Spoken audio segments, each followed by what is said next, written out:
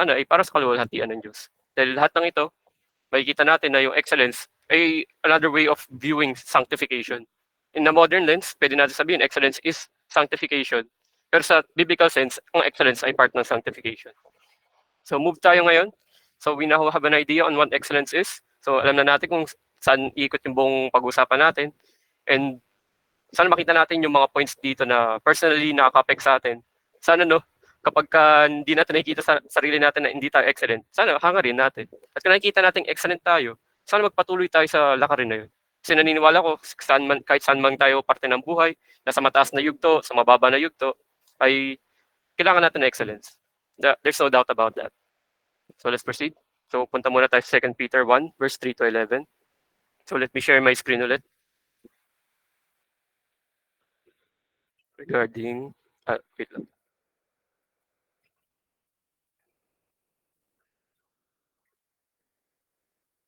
Share ko lang yung scripture.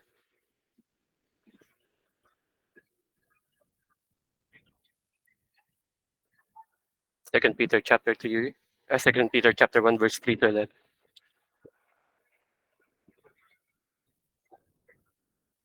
So his divine power has granted to us all things that pertain to life and godliness, through the knowledge of him who called us to his own glory and excellence. Verse 4, by which he has granted to us his precious and very great promises, so that through him you may become partakers of the divine nature, having escaped from the corruption that is in the world because of sinful desire. For this very reason, make every effort to supplement your faith with virtue, and virtue with knowledge, and knowledge with self-control, and self-control with steadfastness, and steadfastness with godliness, and godliness with brotherly affection, and brotherly affection with love. For if these qualities are yours and are increasing, they keep you from being ineffective or unfruitful in the knowledge of our Lord Jesus Christ. For whoever lacks these qualities is so nearsighted that he is blind, having forgotten that he was cleansed from his former sins. Therefore, brothers, be all the more diligent to confirm your calling and election. For if you practice these qualities, you will never fall. For in this, there will be richly provided for you an entrance into the eternal kingdom of our Lord and Savior, Jesus Christ. So let me stop sharing muna. Balik ko sa original slide.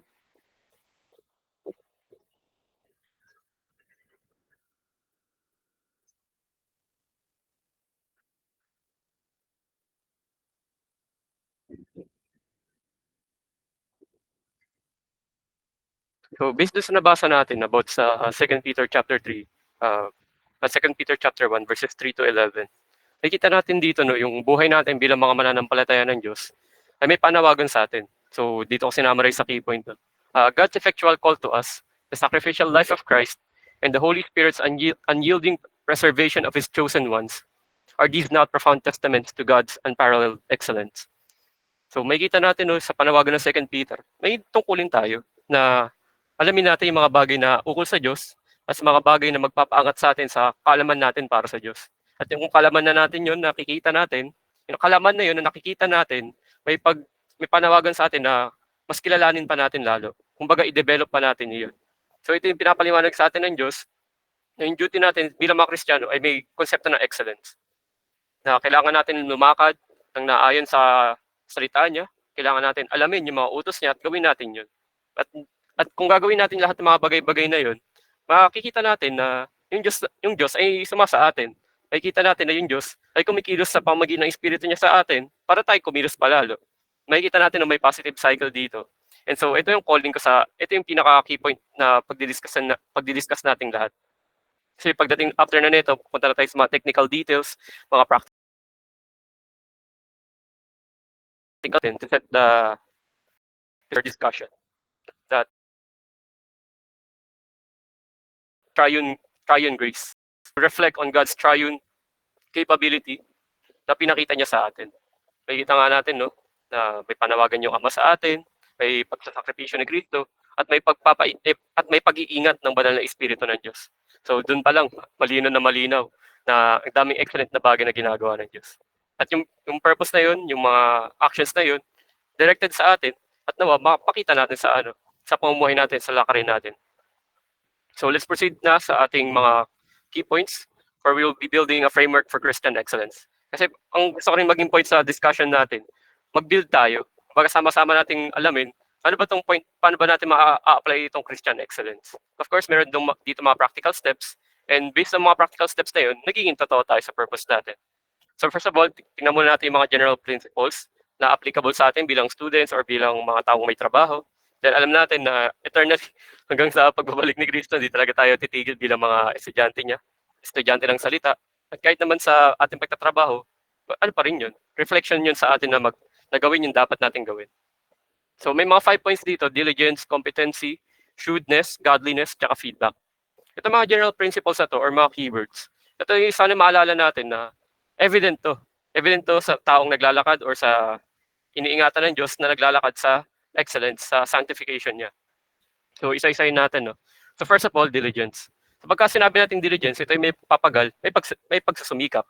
May mga konsepto ito tulad ng making the sacrifice, spending the time, effort, and finances, making it count based on what information is available. So what we mean by this is yung pagsusumikap natin sa salita ng Diyos, paglalakad natin bilang mga Kristiyano, at lalong-lalo na yung mga ginagawa natin sa pang-araw-araw natin. Lahat yun, mga sacrifices, mga ginagamitan natin ng oras at panahon. At sana magamit natin ito para sa mga mabubuting bagay. Because again, brethren, kapag hindi ka diligent, may issue doon.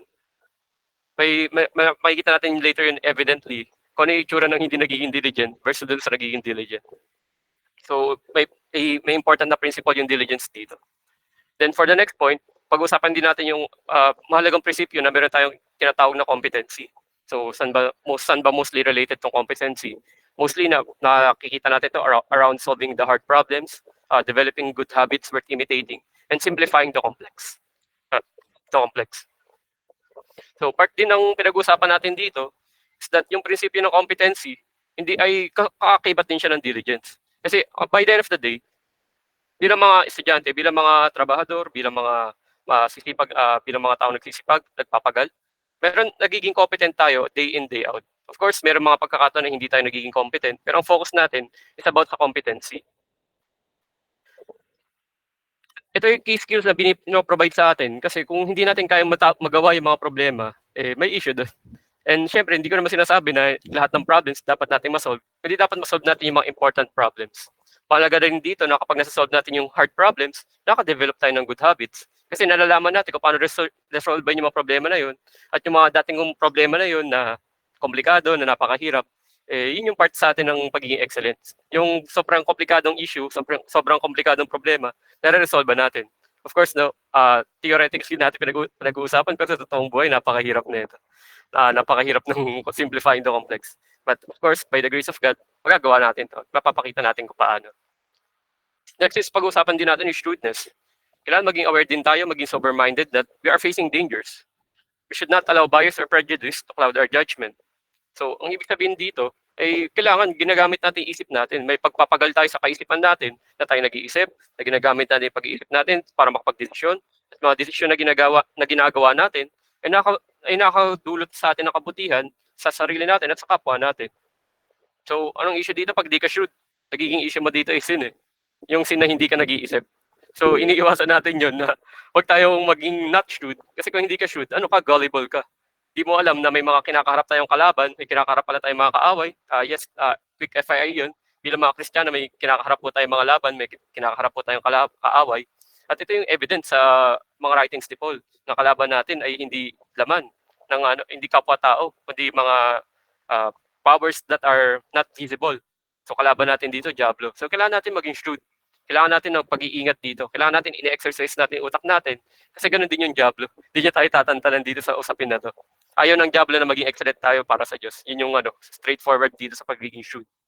And so, yun yung part sa shrewd. Move tayo ngayon sa godliness. So, part ng godliness is embracing the humbling experience of God's providence. Acknowledging the weakness of being human and trusting in God no matter the odds. So general point itong godliness, of course, marami pang pwede natin pag-usapan sa godliness. Pero pag sa usapin ng excellence, kailangan may acknowledgement tayo na hindi natin kayang gawing lahat. Na hindi tayo pwedeng maging excellent sa lahat ng bagay. Pero we are excellent on the things that count. At yun sana yung ina-appeal ko sa inyo mga kapatid, yung gentle persuasion ko sa inyo, na sana maging excellent tayo sa mga bagay na mahalaga, sa mga bagay na dapat natin panghawakan. Kasi ito yung usapin sa godliness, dahil gusto natin lumakad tulad ng kay Kristo, at nawa sana makita yun sa buhay natin, na tayo lumalakad tulad ni Kristo. Of course, makikita natin yung dito sa doctrine ng hypostatic union, may naalala ko sa namin past teachings din, na kaya nagkatawang tao yung Diyos para maipakita niya sa atin na alam niya kung ano yung pinagdadaanan natin. At sa ganitong usapin, yung godliness natin, maging form ng excellence. And lastly, of course, ito, modern take ko rin ito at modern approach din natin sa pag-appeal sa excellence is to have feedback, to understand the concept of feedback. We should listen with honest ears and an open heart. We should have maturity in handling both poor and high quality feedback, and we should make the necessary changes for growth. Ang magandang analogy ko dito parang puno. Meron kasing puno, hindi ko maalala eksaktong breed ng puno, na kapag hindi nagkaroon ng sunog sa lugar na yon, yung puno namamatay. Kasi yung issue niya, yung puno na yon, sige, balikan ko yung idea, yung sa visual aid. Ito, meron kasing specific na puno na kung saan kapag yung hindi nagkakaroon ng sunog sa lugar na yon, hindi nasusunog yung puno, yung niya, yung prutas niya, hindi na tatanim. Kumbaga kapag may sobrang init na apoy, tsaka lang siya pumuputok. So legit yan hindi po joke yan Meron po talagang puno na na kailangan sunugin para mabuhay siya, para mag-propagate. And ang analogy ko dito, kaya ko nagamit yon para maintindihan natin na meron tayong mga bagay na gawain na dapat sinusunog din sa atin. Dapat we should be just like those trees. Baka meron tayong mga dalahin na dapat binibitawan natin. We should be unburdening ourselves. We should be burning those aspects of ourselves na hindi na nakakatulong sa atin. So sana nag-get niyo yung analogy na yun. And since doon na yung part na yun, ito yung mga bagay na sana makatulong sa atin sa pag-build natin ng framework natin. Of course, yung ating mga framework, personally, wala akong maibibigay or wala akong mailalatag na framework na applicable sa lahat. Kasi unique yung mga buhay natin ayon sa Diyos, ayon sa mga grasya na pinapagkaloob sa atin, sa mga trials and issues na meron tayo. Hindi ako pwede makapag-provide sa inyo ng framework na foolproof Kasi bilang mga tao, yun yung limitations natin. So balik tayo dun sa sa godliness. Ayun yung kailangan natin ma-acknowledge na walang perfect na framework. But there is a right framework. There is a godly framework. There is an excellent framework. So, magagawa lang yun kung gagamitin natin yung konsepto ng feedback.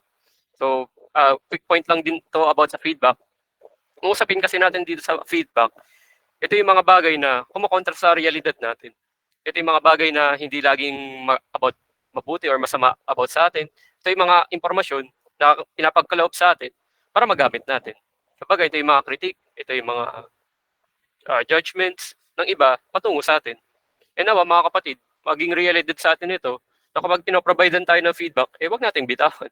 Or wag nating tanggihan. Kasi of course, di ko naman sinasabi na lahat ng feedback ay mabuti para sa'yo.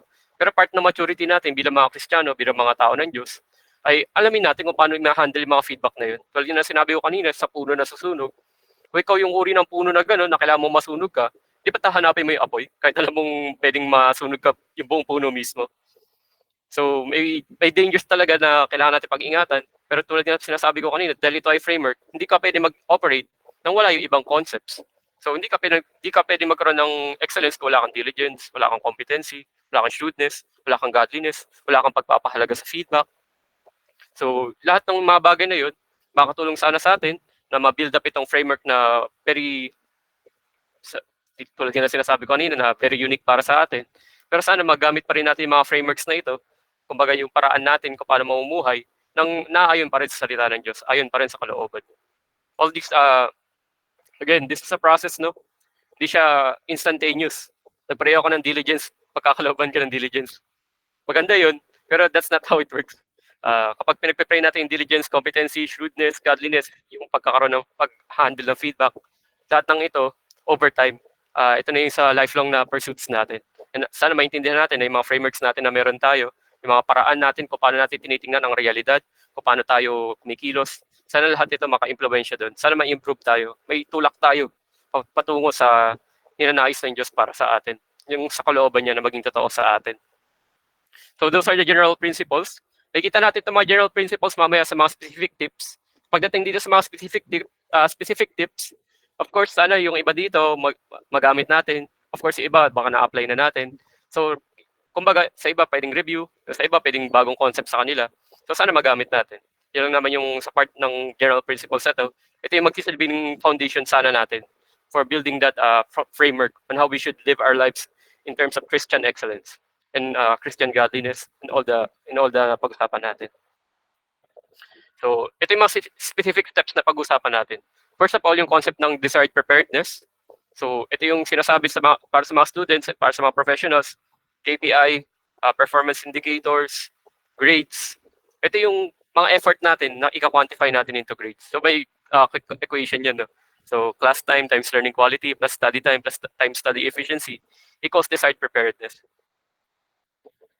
Ito kasi yung mga bagay na minsan napapansin ko sa natin, no, sa education system. Hindi naman siya specific critic, kundi isang general critic. Na maganda na yung mga natututunan natin in the past, sana patuloy pa rin natin magamit. Kasi minsan nawawala na yung concept na paliwanag kung bakit applicable yun sa ibang mga bagay. Common talaga dito yung mga abstract math lalo na sa mga ibang students dyan na mga math grad or math related yung mga nila subjects. Minsan sa sobrang abstract ng math, di mo na maintindihan para saan bang computation mo gagamitin. Kasi ang daming mga complex na tinuturo, ang daming mga complex na pinag-aaralan. At bilang estudyante, minsan na-overwhelm tayo sa dami ng yun. Tapos di natin nakikita yung overarching purpose niya. Kung para saan ba talaga natin gagamitin yung mga pinag-aaralan natin. Ngayon, dito natin i-relate bilang estudyante, bilang isang professional, na kung yung mga hobbies ng mga ibang estudyante noon, or ng mga pagiging estudyante natin, hanggang ngayon applicable pa rin sila. So, ang pag-usapan natin yung desired preparedness, ito yung gusto nating outcome or result.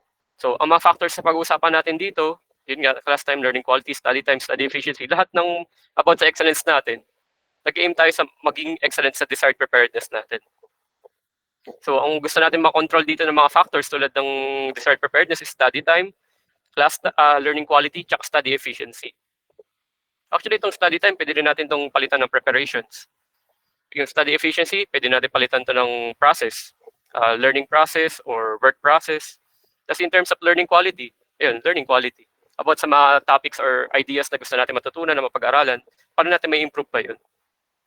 So ito, mga quick ideas lang din para mas lalo natin mag-quantify or maging practical kung ipag-uusapan natin. So punta tayo sa mga step 1 pa lang. So mas nakalain to para sa students, since aware din ako for academic excellence talaga yung na-prepare ko in the past.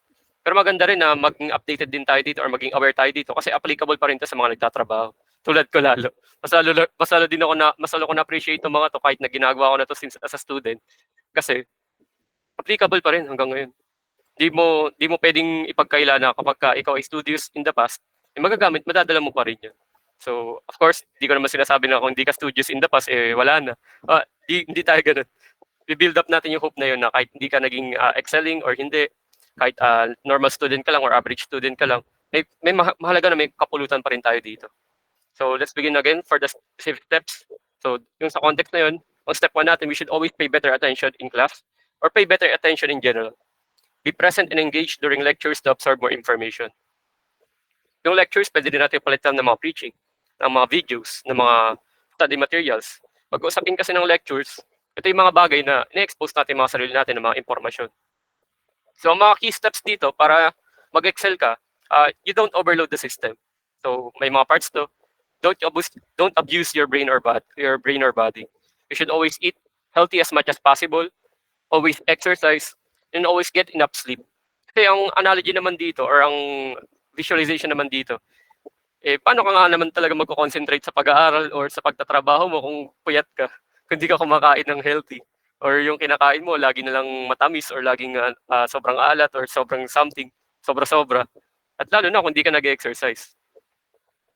So mahalaga na yung masabi yun, exercise regularly, join an intramural sport, or get addicted to walking like me.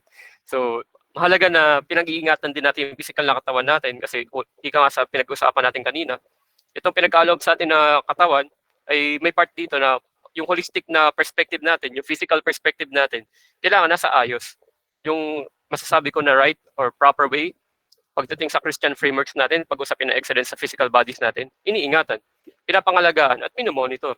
Kasi mahirap kasi na common naman talagang issue natin, nagpipray natin, madalas may mga sakit, may mga nakaramdaman. Of course, kasama din dapat lagi natin sa mga prayers natin na yun, na ginagawa yung mga specific na physical na pangamaraan na pinagkaloob ng Diyos na mapag-ingatan natin yung mga katawan natin. Of course, may eschatological impact din dito na itong pag-iingat natin sa katawan natin, alam natin pinag-iingatan to kasi alam natin in the future, hindi na natin kailangan pagkaingatan. Kasi alam natin dadating na yung perfectong katawan, na hindi na natin kailangan gawin itong mga bagay na ito. Pero sa ngayon, I implore you, brothers and sisters, take care of your system, take care of your body. It's the only body that God has given us, and wala nang second physical body. So sunod na nito kaluwalhatian. So yun yung about sa overloading the system. Again, mahirap makinig sa lecture, mahirap makinig in general kung pagod, kung puyat, gutom, hindi kumakain ng tama, may sakit. So next to that, we should always sit up front and be present. We should pay attention to what is in front of us. We should make a deliberate effort to focus. Makinig tayo mga kapatid. Huwag tayo mag-multitask kapag may mga usapin tayo na kailangan gawin. Kapag may mga meetings, conversations, lalo na kapag may mga conversations. Mahirap nga naman talaga mag-concentrate kung naka-cellphone ka, tapos kausap mo, nagsasalita. Siyempre guilty din ako doon minsan. Pero mahalaga, ingatan natin to. The only way to absorb information is focus yung utak natin. Ngayon kung yung utak mo nakatingin sa phone mo, tapos yung kabila nakikinig, mahirap yun. Mahirap yun, promise. Na-encounter ko na yan, hindi siya maganda. So additionally, about sa sit at front and be present, ang sunod naman is always come prepared. Pagka hindi ka mindful, kung yari, nagkaka-issue ka nga ng ganun, na nahirapan ka mag-focus, nahirapan ka mag-concentrate, lalo na sa mga bagay na kailangan mong tapusin, ito yung mga specific steps pa. Magsulat ka ng notepad, sa notepad, magsulat ka, tapos ipaskill mo sa pader mo. Yun, lagay mo sa note mo, sa door mo, or sa desk, na may kailangan tapusin. May mga recurring daily task ka sa to-do app mo, or kadalasan sa calendar. Later, pag-usapan natin sa calendar. Maging reminder yun. Mag-set ng alarms. Maganda rin to, lalo na pagka mag-set ka ng alarms for prayer, alarms for eating. Sa akin din kasi personally, kailangan talaga mag-set ng alarm for eating eh. Kasi minsan nakakalimutan. Alarms for sleeping din. And syempre, alarm for waking up. Kasi nagtataka ko lagi, bakit may alarm tayo na panggising, pero walang alarm na magre-remind na matulog tayo. So maganda rin yun na may alarms tayo sa lahat ng mga importanteng mga bagay. Alarms for meeting, alarms for specific na task. Kasi dadating kasi yung punto na kapag kaka-alarm mo, kakalagay mo ng mga reminders na to, pagsusulat ka ng mga bagay na gawin mo, kahit sabihin natin, napaka-basic naman yan. Kasi yun yung point eh, napaka-basic niya, so magagawa natin. Hindi siya sobrang hirap gawin, hindi siya sobrang hirap i-apply. So ito talaga maayos na pagiging preparation natin. So being prepared para maging better, pagkaroon tayo ng better attention, para makakinig tayo ng maayos, is to come prepared. So yung sa last part nito, anything that can trigger your mindfulness habit will work eventually. You'll start anticipating it and later you won't even need it. So kung may reminder ka for prayer at nagpe-pray ka sa oras na yun, maganda yun. Kasi sana dumating yung punto na sa hindi mo na need ng alarm, magpa-pray ka na ng kusa. So ito yung mga bagay na habit building, behavioral building. And lastly, ito rin sa point na gusto kong maintindihan natin na sabihin natin ginagawa na natin lahat ng yun, pero hirap pa rin talaga tayo. Ito na, hindi na natin mag-approach sa professor, sa colleague, sa mga kasamahan natin, sa mga kapatiran, na kailangan na natin ng tulong. And sa context din nito ng mga business relationships or sa work mismo, hindi naman expected sa atin bilang mga trabahador, bilang mga estudyante, na alam na natin lahat. Na kahit nga mga seasoned veterans, kahit mga seasoned professionals, lagi ko narinig sa kanila to. Kahit mga senior na sila sa kumpanya, na lagi sila magsasabi, always ask. Don't assume, always ask. Yun yung lagi nilang sinasabi. Kasi alam naman talaga natin na limited lang talaga alam natin. Kahit sa kabila ng maraming research, sa kabila ng maraming preparations, kung hindi talaga natin alam yung solution, or nahihirapan nating mahanap yung tamang solution, mahalaga kumausap tayo, maghagilap tayo ng tulong. Para sa mga students, ito yung prinsipyo na kailangan tandaan. First, you must try, then you must ask. Ganun din sa mga trabahador. Try muna bago mag-ask. Kasi ito yung number one na bagay na minsan na giging issue natin kapag kawalan ng diligence. May task ka na kailangan gawin, hindi mo matapos. Hindi mo siya ininvestan ng oras para magawa. So, mahirap mag-problem solving kapag mahirap ma-develop yung concept ng problem solving. Kung ikaw mismo, sinusukuan mo yung mga problems bago mo mag-engage doon. Sa mga programmers din, meron din sinatawag silang 15-minute rule. Na kapag hirap na talaga yung pagko-code sa paghanap ng solution, so ang gagawin nila, kung gagamit pa sila ng extra 15 minutes, Then kapagka hindi na talaga nila ma-solve after 15 minutes, tsaka sila lalapit sa iba. Para mapakita nila na una, pinag-focusan talaga nila yun. Pangalawa, na hindi na sila mahihirapan para hagilapan kung ano ba yung specific nilang hinahanap na solusyon. Kasi kung pupunta ka naman sa katrabaho mo, sabi, uy, di ko alam kung paano to. So, saan ka sasagutin, syempre, ang tatanong niya sa'yo pabalik, saan ka nahihirapan? Tapos sasabihin mo, di ko rin alam eh. So, edi problema yun. So, yun yung mahalaga na konsepto. Kaya siya tinawag na Corson technique. Syempre, di naman kailangan tandaan yung Corson technique. Tandaan nyo lang, first you must try, then you must ask. So, itong pagkaroon ng better attention sa mga bagay na meron tayo, ito na, foundational to sa pagiging excellent. Kasi awareness natin, yung focus natin, mahalaga nandun. Mahalaga na meron tayo nun, na pinag-iingatan natin at dinedevelop pa natin lalo. So, sa pangalawang step naman, ay yung tinatawag nilang taking more effective notes. Sa usapin na excellence, bakit para saan po ba yung notes? Ang key point kasi nito, hindi natin kayang alalahanin lahat or hindi natin kayang matandaan lahat. Sana ma-acknowledge natin ng mga brothers and sisters. We can't remember everything. So we need to have at least a system or ito nga, marunong dapat tayo mag-take ng notes. Kahit sa mga estudyante, fundamental to or very important ito na pinipilit mga estudyante mag-take ng notes kasi kung yung mga natutunan mo hindi mo matandaan, para ka rin walang natutunan. So na-aksaya na oras mo, nahirapan ka pa. So ito, meron ako mga examples lang naman dito kung paano mag-take ng notes, yung isa outline method, mind map, write on the slides method, tsaka yung pag-usapan natin yung medium. So pag-usapin ng outline, yun, very foundational, very fundamental. Kahit sa college pa rin nagtrabaho ko, nag-usapan pa rin kung paano mag-outline, kung paano may training talaga specifically on how to take notes. So yun yung mahalaga ma-develop natin. At itong pag-usapin ng note-taking, let's consider this as a skill. Skill na fundamental sa pag-build ng excellence. Kasi sayang eh. Na-appreciate ko to lalo sa namin, sa amin kasi sa church, meron kaming tinatawag na Operation Prayer, kung saan pagpe-pray mo yung kapatid mo na hindi mo nakakamusta. Imbis na kamustahan session lang, magkakaroon ng prayer session ng prayer items mo at prayer items ng kasama mo. Maganda kasi sa pagka may note-taking, pagka tinitake mong notes yung mga pinag-uusapan nyo, napagpe-pray nyo talaga specifically, na monitor nyo yung progress, at napapasalamatan nyo higit lalo yung Diyos. Kasi yung mga dating pinag-pray nyo, nagiging totoo na. Yung mga dating pinagkakahirapan nyo, napagtatagumpayan. At syempre, mga bagay na di naman sabihin natin, pinag-pray pa rin hanggang sa matagal na panahon. At least aware kayo na pinag-pray nyo. Hindi siya nakakalimutan, hindi siya napapabayaan. So, again, hindi ito in-depth discussion about note-taking, pero ito yung mga applicable methods. So, may outline, may mind map. So, susulat ka ng concept sa gitna. So, quick explanation lang din. Susulat ka ng concept sa gitna. Alamin mo yung mga related na concepts. Tapos gagawin mo sila ng mga branching ideas. So, ganun yung mind mapping. Na-try ko na rin tong dalawang to. Masasabi ko talaga mas effective talaga outline kasi itong mind map, madami kang kailangan gawin. Of course, meron pang maraming methods. Meron kayong mga sariling methods for note-taking. Pero ang mahalaga talaga, take notes. Yun yung mahalaga. Take notes. Kasi itong third point, yung sa write on the slides method, ito yung sa layman's approach. Kunyari, kunin mo yung outline or yung presentation ng prof, ng trainer, ng module, tapos sulatan mo. Doon mo nalagyan ng notes. Yun yung tinatawag na write on the slides method. Very effective siya kasi nandun na lahat ng impormasyon eh. Dadagdagan mo na lang ng sarili mong references, ng ideas. So, pwede rin yun. So, huwag tayong mahiya mga kapatid kung yung note-taking system natin, puro tayo write on the slides or hindi tayo marunong mag-outline, hindi tayo marunong mag-mind map. Para pwede pa natin pag-sumikapan to. Hindi siya tawag dito. Walang pinanganak na magaling mag-notes. Let's remember that. We all started from somewhere. And sana magtuloy-tuloy tayo at makita natin importance ng notes. Yun ang usapin naman kung paper notebooks, laptops. Ang mahalaga meron kang lugar na pwede mo ma-store at ma-access yung notes kung kailan mo kailangan. Anong recommendation ko? Kung meron ka. Kung paper ka lang, kung wala kang access sa laptop, wala kang access sa phone, so sa paper notebook, develop that habit. Kasi malaking bagay ito mga kapatid kasi dadating yung mga panahon na ano nga ba yung nasabi ng isang prof? Hindi ko na take notes eh. Sayang, tapos lumabas sa quiz. Yung mga ganun. Or for example, lalo na sa mga professionals, experience ko sa work. May client, papaliwanag, may specific na deliverable or may specific na pinapagawa.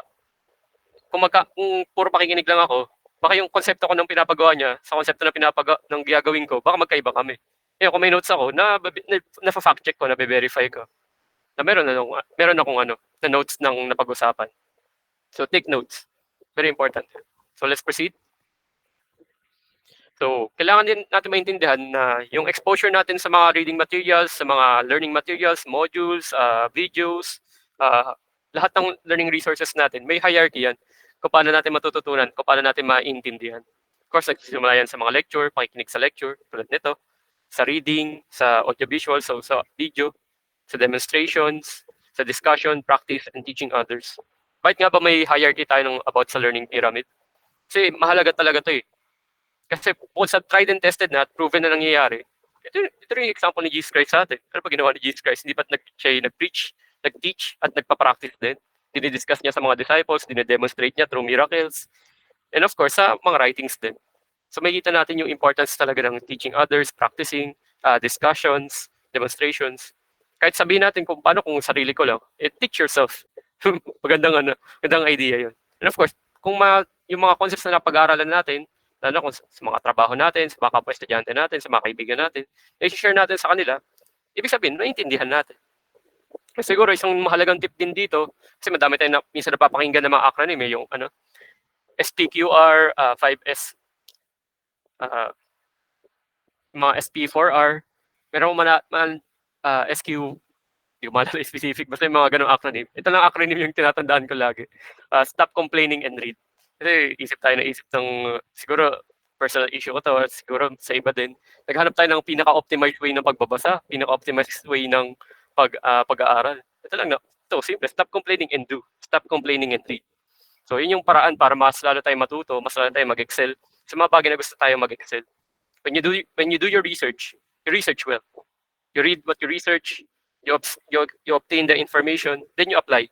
Yun yung pinakamahalaga talaga sa konsepto na to ng learning. So yun lang naman sa step 3. So proceed naman tayo sa step 4. Yung tinatawag nilang plan like a general. So mahalaga na ino-organize natin yung studies natin, yung mga task natin, may schedule tayo para ma-manage natin na maayos oras natin. So holistic aspect ito, related to talaga sa mga mental na issue, sa mental na practices natin. Kung student or professional ka, ito yung ingat, ito yung ayaw natin maririnig. Ayaw marinig ng teacher, ng ng boss mo. Wala, nakalimutan ko, hindi ko nagawa. Sana wag tayong ganyan, no? Kung na-experience natin to, so matuto tayo mag-plan. Let's plan like a general. Pero tayo tinatawag na planning mode versus robot mode. So we should learn how to effectively split time between planning mode and doing mode. So ang konsepto lang naman sa planning, makikita natin we should plan our week on Saturday or Sunday, is alam natin kung ano yung mga tasks na need natin ma-accomplish within a given week. As students, expected to, merong assignment, merong activity. As professionals, specific tasks, specific deliverables, specific outcomes. Kung wala kang idea kung ano yung mga kailangan mong tapusin sa loob ng isang linggo, mabubulaga ka. At nakakatakot yun kasi pwede, for example, as student, meron ka palang assignment. Sobrang dami mong assignment, di mo nililista, pilit mo lang inaalala kapag may nagpapaalala sa'yo. Nakakatakot yun kasi pwede ka may makaligtaan. Importante pala. Tapos may consequence. Same din, pag bilang trabahador, hindi pwedeng inuhulaan mo lang kung kailangan mong tapusin. As professional, yun yung part ng binabayad sa atin matapos yung kailangan ipatapos sa atin at magagawa natin. So, mahalaga, may plano tayo. So, bukod doon, may pagpapahalaga din tayo sa task context na tinatawag. High thought intensity work, low thought intensity work. So, ito yung mga bagay na kinakailangan ng maraming pag-iisip, kailangan mo ng mahabang oras, preparations, for example, paggawa ng presentation. Siyempre, high intensity to. Hindi ka pwedeng naglalaba or naglilinis habang naggagawa ng high thought intensity work. So, ganun din sa low thought intensity work. Mga paglilinis, paglalaba, yung mga ganun na konsepto, yung mga ganung activities, yun yung ipapunch natin as low intensity. Yan, ang specific naman dito, so meron tayong general overview, gumagawa din tayo ng mga daily plans natin. So, paggamit ng calendar app, pagkaroon ng mga backup plans kapag sabihin natin, for example, dito ka paglaba sa araw na na-designate. So, need mo magkaroon ng daily plan para ma-accomplish yun. And ang maganda rin dito, nag-estimate din tayo ng time kung gaano katagal yung isang task. For example, lalo sa work, mahalaga to yung provide ng mga quotations, how much time para matapos isang project. Pero din sa mga students. Doon pa lang, kailangan ma-appreciate ng mga students na pag may pinapagawa ka assignment, alamin mo na kung ilang oras or ilang minuto yung kailangan mo para sa assignment na yun. So, yun yung usapin natin pagdating sa planning. More about time management ito, energy management lalo. Kasi kapag ito yung nakakatakot dito, mahirap mag-excel sa mga bagay, kung hindi mo alam kung ano yung dapat mong unahin. bilang mga tao ng Diyos, marami tayong kailangan gawin. At yun, ang usapin ngayon, i-prioritize natin kung ano yung dapat natin gawin. Yun lang naman sa usapin ng pagpa-plan like a general. So, next step. So, ano ko, may step 6 pa. So, ito, step 5. Ito more on the personal, more on personal and subjective na to sa bawat isa sa atin. So, pag-usapin ng step 5, we should build a better study or work environment. Create a conducive environment for studying that minimizes distractions. So, ang usapin natin dito, basahin ko na, design it deliberately. If you can't build it, go to someplace else. If using music, make sure to listen to those without lyrics. And make sure yung mga distractions, alam natin yung distractions meron lagi. Pero dapat ingatan natin na huwag tayo ma-distract. Ganun din sa mga technology-based na mga distractions. So, isa-isahin natin to. Pero pakita ko rin yung sa next slide, yung about sa, kahit yung personal kong environment para may example tayo. So, kung makikita sa environment ko, sana di masyado makita yung mga kalat. Pero ito yung example ng environment ko. Na pagka nandito ako, very strict ako or very, hindi naman sobrang strict. Very stern ako na kapag nandito ako, kailangan work as in talaga. Hindi siya dapat laging re-remind ko sa utak ko. Pag nandito ako sa pwesto na to, dapat ginagawa ko yung work, ginagawa ko yung mga trabaho ko. Kasi kapag itong lugar, yung workspace mo, na-identify mo, nandito ako para magtrabaho, nandito ako para gumawa, nandito ako para gawin yung dapat kong gawin. Magiging habit mo yun na pag umupo ako dito, kailangan kong gawin yung work. Siyempre, hindi ko naman sinasabi wag ka na pumesto dito para di mo gawin. No? So, maganda yun na mayroon ka talaga specific na space na natutok ka talaga para pagka nandun ka, focus ka agad. So, baga, isipin natin, no? May analogy ako na pinakalimutan. Yung analogy dito parang bunker sa sundalo na hindi ka naman makikipagbarilan sa kalaban mo sa labas, di ba? Laging pupesto sa pader, pupesto ka sa vantage point, pupesto ka sa may advantage ka. Ito, may advantage ka pag nandito ka. Kasi ito yung ingatan natin, wag tayong mag-work sa lugar kung saan tayo natutulog or kung saan tayo kumakain kasi nababahiran yung utak natin na ay, hindi ko alam ano ba gagawin ko dito kasi ganun yung utak natin eh. Minsan hindi siya sure. Ay, ayoko dito gusto ko magtatrabaho sa higaan ko. Tapos pagka matutulog, hindi ako makatulog kasi natok ka pa rin sa work. Or kaya pagka mag-work ka, hindi ka makatutok kasi inaantok ka. Kasi nasa higaan, dapat natutulog ka. So yun, mahalaga talaga yung pagkakaroon ng lugar.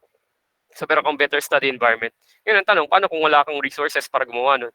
So ang marirecommend ko, punta ka sa library, punta ka sa labas, sa lugar na alam mong medyo tahimik, na may, yun, tama nga boss, nakakategorize subconsciously. Totoo yun, nangyayari talaga yun. Imagine mo kung pupunta ka sa library na puno ng mga tao nagtututok sa pag-aaral. Ito yung experience ko nung wala pa akong sarili kong study area. Pupunta ko library, makikita ko ang daming accountant. Yung mga katabi ko, accountant, tutok na tutok. Ang daming libro, yung mga 5-4 eh. Iba-iba, tapos may mga naka-Manila paper pa. Siyempre, ikaw isip mo, grabe, mga tutok na mga katabi ko. Parang pangit naman, kung tatamad-tamad ako sa pwesto ko. So yun, hindi pa matutulungan ka na environments mo rin. So mahalaga din talaga yung sa 1 Corinthians 15. Yung do not be full brethren. Bad company corrupts good character. So ganun din yung opposite. Kung may good company ka, may encourage ka para gumawa ng tama. Again, no, itong mga sinasabi ko, mga strangers lang to. Pero naging motivation sila sa akin para mas lalo magtutok sa pag-aaral, mas lalo mag-ingat. At itong sa music din, kasi pwede rin kasi maging distraction tong music pagka may lyrics. Imbes na makafocus ka sa work mo, lalo kung mahirap, minsan yung utak natin naghahanap din ng escape So sa mga panahon na hindi dapat magka-escape, wag na lang mag-music kung pwede. Pag-usapin din ng distractions, kung may specific ka na office area, kailangan mo rin i-inform yung mga katrabaho mo, yung mga kasama mo sa bahay or baka mag-anak mo or sa asawa mo rin kung same house kayo na di mo dapat may boundary ka pag nasa work area ka. Kung may need sa iyo, maganda may mga specific time ka tulad ng napag-usapan natin kanina kung nasa plan mo 'yon. Kung may plan ka ng oras na gumawa ka ng trabaho, may plan ka rin para sa oras para mag-usap para sa mga other tasks. So, talaga ito ng mga concepts na ito na build up on top of one another. And pagdating naman sa mga technology-based distractions, sa akin kasi ito yung grasya siguro sa akin ng Diyos, hindi siya kasing bigat sa akin na impact na distraction. Yung pag-scroll sa Facebook, TikTok, IG, Twitter, or X, meron talaga mga tao prone sa ganun na kapag ka napabayaan sila, imbis na mag-work, Facebook na lang magdamag. So, gumamit kayo, brothers and sisters, ng technology para malabanan yung technology. Kasi meron talaga mga dine-develop na para hindi kayo ma-distract ng mga ganun. Pagka need mo mag-work, edi gamit ka ng app. For example, ito, Stay Focused. Recommendable siya sa akin.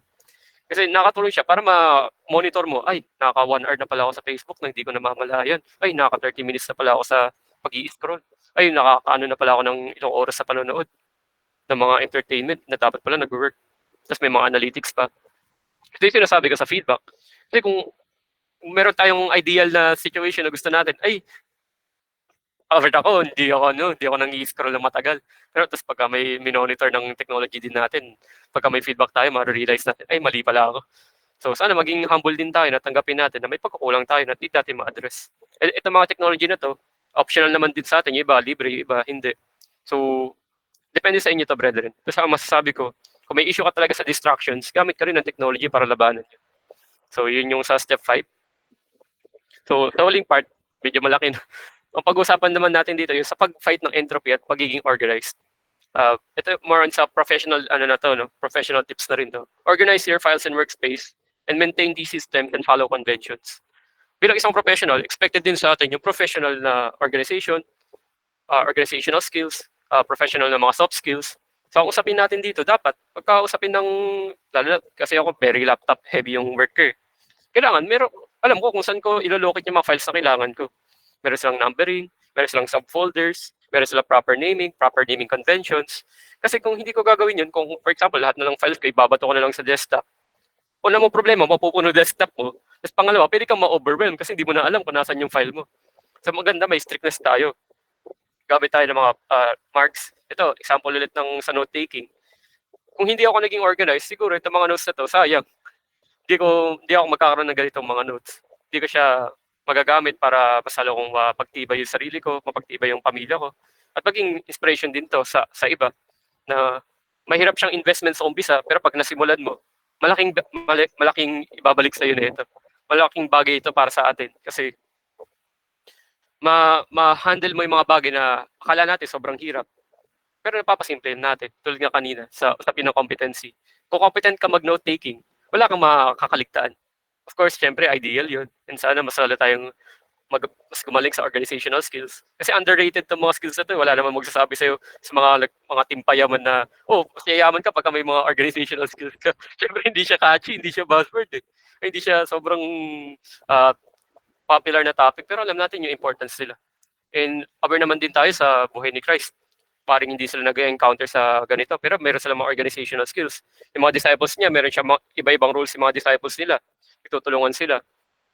So, kung usapin pa lang sa siguro more on the people management side. Kasi kung ikaw personally, kaya mo mag-manage ng mga ganitong bagay, anong laking tulong nito pag dumating na yung punto na need mo na mag-manage ng tao, di ba? Need mo na, lalo na sa ibang mga managers or somewhat, need mo ng organizational skills, hindi lang para sa tao, hindi para sa gamit mo, kundi para sa tao. No? Malaking tulong tong mga ganito. Ito, brief examples lang ng pinapakita ko na kung organizational, pag-organize ng notes, pag-organize ng materials, sana magamit natin. No? Itong convention na ginagamit ko, kapag hindi ako gumagamit ng numbering system na 00 hanggang 99, ginagamit ko date. Year, month, day, then yung title ng sermon or series, din yun. Yun din. Maganda rin na yung itong mga skills na pinag-uusapan natin, na pinagagawa natin, wag lang siya maging theoretical. Magamit din natin siya in our practical means. Hindi ko naman expected na after nito magagaling na note taker, magagaling na ng mga para general na tayo mag-plan. Hindi. Kundi kung wala pa sa atin yung mga konsepto na ganito, sana masimulan natin. Kung nandun na tayo sa mga tuktok, nasa manager na ako, mga ganun, di ba? Manager na ako, ba't mo pa ni-remind? Maganda ma-remind tayo na mahalaga itong mga skills na to kasi from steps 1 to 6, malaking tulong sila para maintindihan natin yung Christian excellence. Ito yung work natin. Ito yung day-to-day. Ito yung grueling. Ito yung masasabi natin, hindi ito yung mga pinapalabas sa video na patok. Pero ito yung work na alam natin na kinalulugdan ng Diyos. Ito yung mga bagay na nakakapagparangal sa Kanya. When we are able to do these steps, sana makita natin yung value nila. Hindi lang for sa day-to-day, kundi sa future hope natin. Kasi baka malay natin, no? Nag-organize tayo kahit sa kalangitan. Nag-ano tayo, nag-make pa rin tayo ng plans. Of course, mga na lang yun, mga eschatological na imaginations. Pero in the practical sense, we don't want to live a life outside of excellence. So, punta na tayo sa ano, no, final remarks bago matapos. As with many other gifts, the pursuit of excellence is a grace granted by God. Even in our modern world, it is all the more important to seek a godly excellence in accordance with the will of God. As to how Christ lived an excellent life, so too must we live an excellent life. Sana no, usapin natin na excellence. Hindi ako excellent na tao eh. Ano lang ako, pinanganak ako mahirap, pinanganak akong wala akong galing, di naman ako sikat, di naman ako galing sa mayamang pamilya. Sa mga negative na self-talk natin ng mga kapatid, hindi yan yung tinitingnan sa atin ng Diyos eh. Titingnan sa atin ng Diyos kung tayo ba'y tapat na ititiwala kay Kristo. Kung tayo ba ay tumalikod sa mga pagkakasala natin, lumapit sa Kanya, patuloy na mumuhay ayon sa Kanyang kalooban. So mga kapatid, itong mga excellence na pinag-uusapan natin, makita natin kung ano ba itong excellent life na pinapabigay sa atin ng Diyos. Yung purpose, yung about sa excellence, sana may kinapulutan tayo dito para magamit natin, may share natin. Tulad yan ang napag-usapan kanina, step 3 or 4. May teach natin sa iba. Siyempre, ang unang matuturuan yung sarili natin. Nawa mga kapatid, ito'y bagay na grasya sa atin ng Diyos na kaya natin mamuhay with excellence. Wag natin i-aksaya. Dahil alam natin yung Diablo hindi nagpapabayali. Hindi rin yung nagpapabaya yung Diablo sa excellence. At hinahangad niya yung maraming tao wag mamuhay sa excellence, mamuhay sa impyerno, mamuhay sa kasalanan. Hinahatak nila papunta sa impyerno. So, these are my appeals. Salamat muli sa mga kapatid natin and thank you.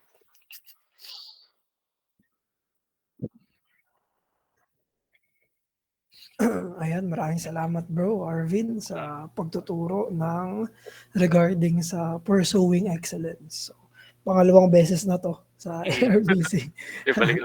Ayan, before regarding sa academics lang. Pero ngayon, maganda matalakay at magkaroon din tayo ng talakayan sa discussion regarding this. Nagpe-prepare din ako ng mga questions para sa discussion natin. So, nasa discussion period na tayo. Before tayo pumunta sa discussion period, open po ng mga cameras natin sa mga able.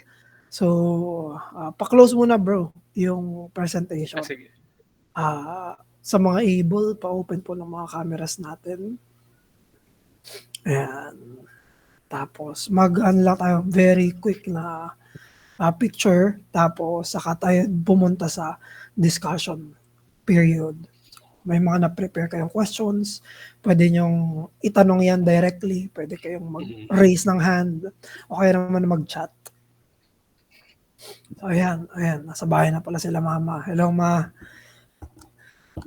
Ayan, sige po, pa-open po ng mga camera sa mga able. Ayan, sila Zandra. Okay, sige. Ayan.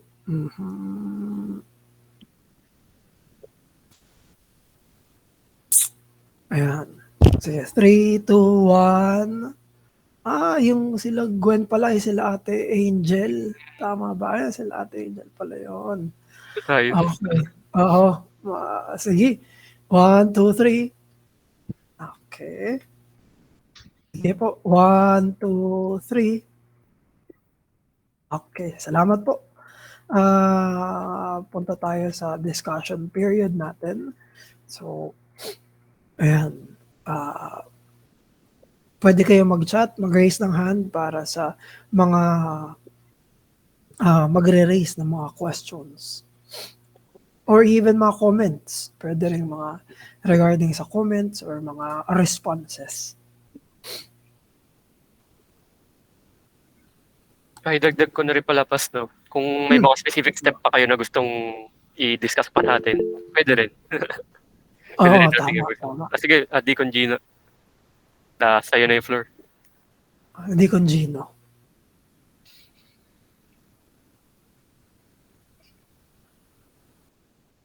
Wala. Sige.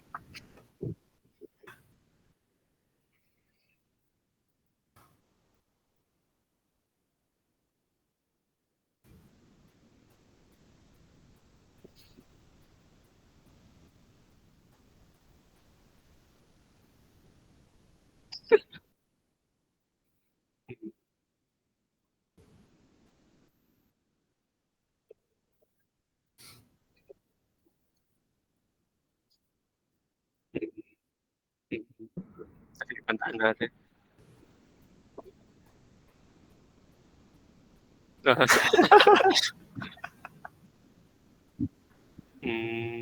Sa Ladies.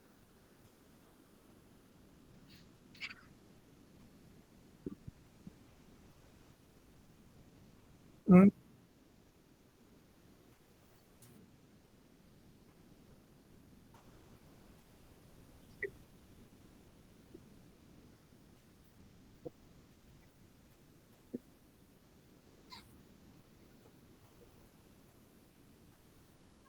Mm.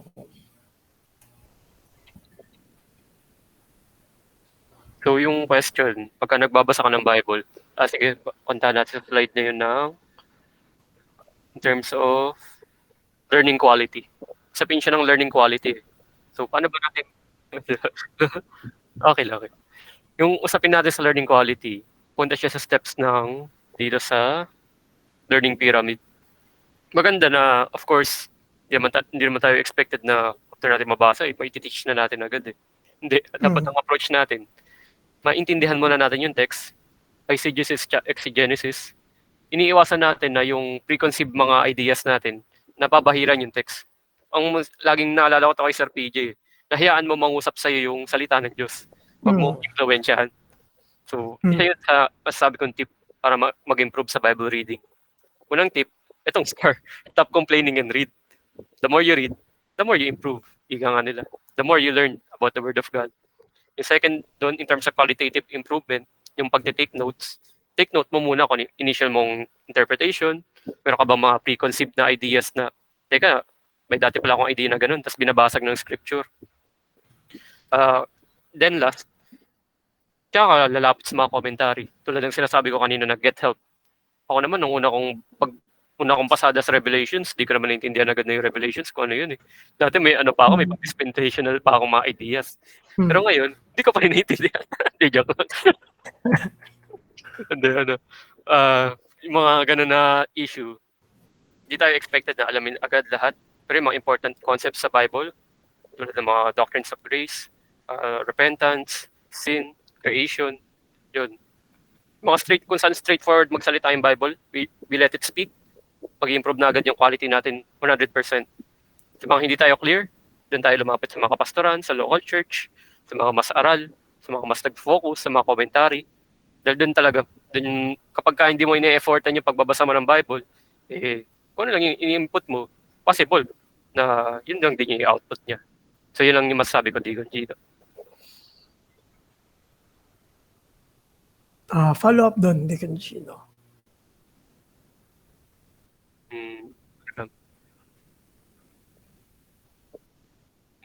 Welcome, Digon. So, continue reading sa atin, pag resolutions natin yan. Hello. Sure, Gwen, you have the floor.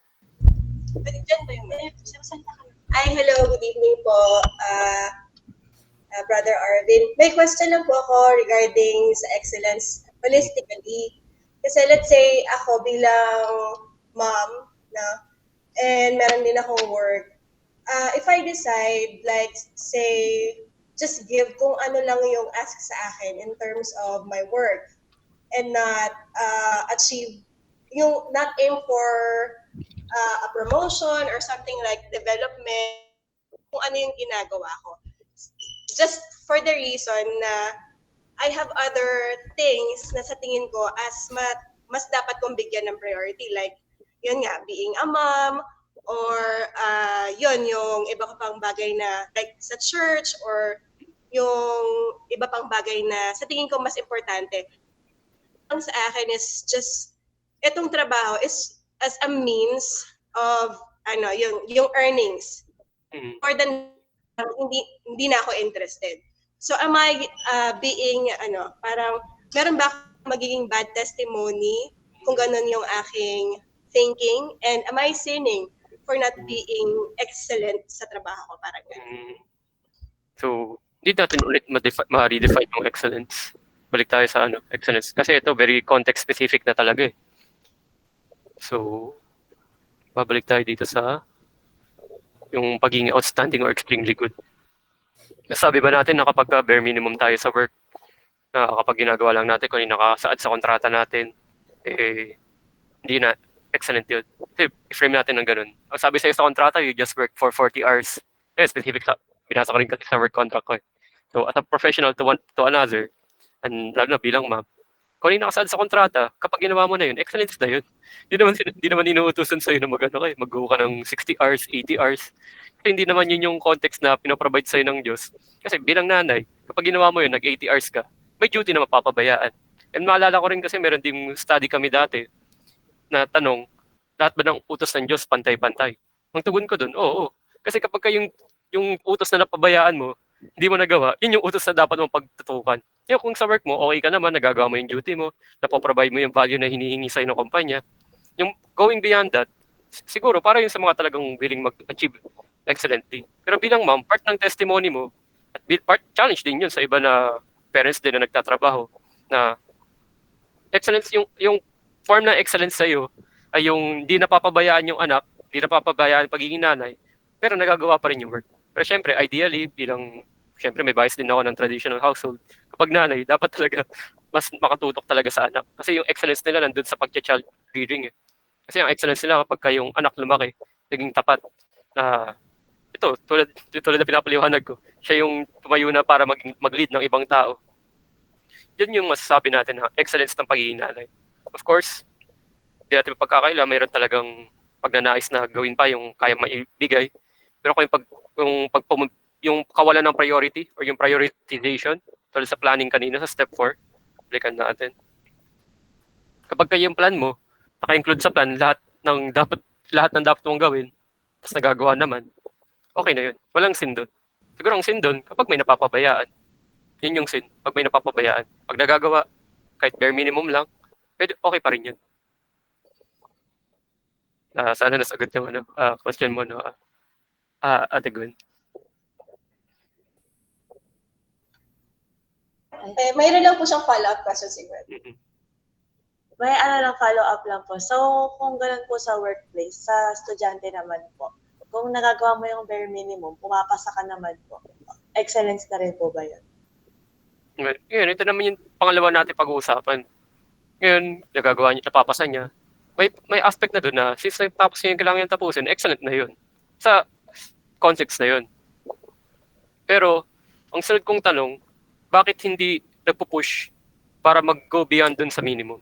Kasi kung wala siyang external factors na pumipigil sa kanya, for example, a student, wala ka naman ibang other task. Unless, no, kung yung student, inaalagaan yung magulang niya. So, yun, pwede yun. For example, yung estudyante, nagtatrabaho, working student, pwede yun. Pwede yun. Pero paano kung hindi naman ganun yung context niya? Walang pumipigil sa kanya externally para mag-push palalo, para hasain niya yung sarili niya. Ika nga nila, no, sa magandang analogy dito, yung sa blacksmith or yung sa panday. May panday ba na gusto maghasa ng kutsilyo na kalahating asa lang? Pero nakaputol naman. Pero pagka pumasok ka ba sa gera, tapos yung espada mo, kalahating hasa lang. E di pagka hinampas mo sa kalaban mo, tapos yung armor niya mas matibay, e di hindi na kakagat yung espada mo. So ganun din dapat tayong pananaw ko sa mga estudyante na ganun. Dapat hasain nila yung sarili nila kung hanggang saan nila kayang hasain. Wala naman po ipigil sa kanila externally. Dahil nagiging sin yun, kung yung opportunity na mas lalong mag-grow, na mas lalong ma-push yung responsibility na mag-gain ng additional responsibility, kung masasanay sila sa bare minimum, issue yun. Pero kung hindi, kung may mga context nga, external context, yun, di siya sin, di siya issue. Issue siya kapag wala yung mga ganung factors. Yun lang yun sa akin, Ate Gwen. Okay, pati po. Thank you. Welcome. Yan, salamat kala Ate Angel and family. Sila yung mga dumadalo sa worship sa ARBC for many weeks. And other question po, comment ni Pastor Erdy sa chat, lupit mo Arvin. Nasabi ni Deacon Gino, I second that. Pwede din pang mag-asawa. Ayan, sige, other questions, brethren, saka sa mga guests. Ayan, sige bro, habang wala pa, ako muna yung question. Basic lang naman, no? Sinabanggit mo kanina regarding sa usapin ng excellence, yung godliness. So, no, dinamay mo yung word na godliness sa usapin ng excellence. Pero meron bang or ano yung pinagkaiba ng godly excellence saka sa ungodly excellence? Saka in relation to that, ano yung bakit nagiging godly yung excellence? So what makes excellence godly? So yun lang, hindi naman siya dalawa supposedly pero interrelated siya. Meron bang ganon na excellence pero ungodly? At meron bang excellence na godly? At ano yung what makes excellence, matatawag natin ganon. Sige bro. Sige pa. Yung naalala kong scripture dito, yung sa make all thoughts captive under Christ. Yung gano'n na scripture. Hindi ko lang maalala yung specific na verse. Pero applicable talaga dito yun sa konsepto ng godliness. Kasi pwede tayong, pero aware talaga tayo, sure ako, hindi lang sa akin, sa mga personal natin mga lives, na may aware tayong tao mas magaling talaga sa atin, mas magaling, mas masipag sa atin, mas angat sa atin. Pero alam din natin na sila ay hindi mga Kristiyano. Pero kahit pa rin sila ng kayod, sobrang sila mag-excel. Ika nga sila yung mga nasa leaderboard. Ano yung kaibahan natin sa kanila? Yung pagsusumikap nila, yung driving motivation nila or factor nila, para sa sarili nila. Humanist. Pwede, minsan pa nga, hindi pa nga humanist eh. Gusto nila yun kasi para makapag-commit sila ng fraud eh.